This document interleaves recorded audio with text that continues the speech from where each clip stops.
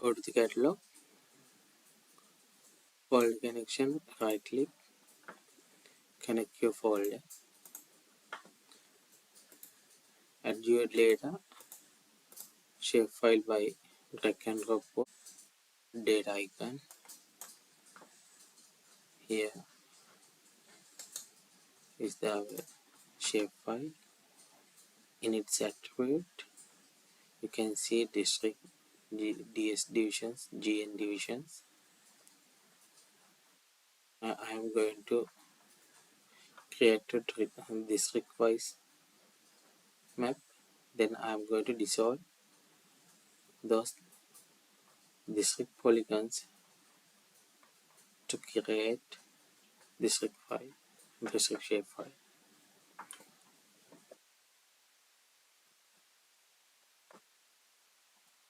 In geoprocessing tools, you can see dissolve tool here. Then you can add the pin boundary shapefile. Then I have to choose what is going to dissolve.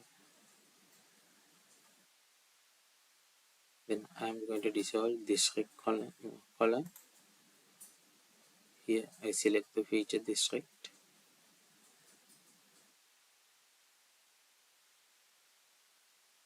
I have to choose the output location.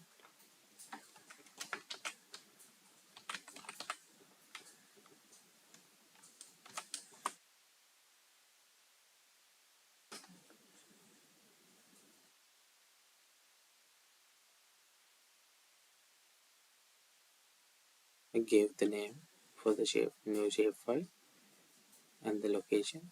Then OK. Yes, this is the district shapefile. See the attribute here. Look at the attribute here. You can see the district column. Now only we have 24 polygons. In previous shapefile,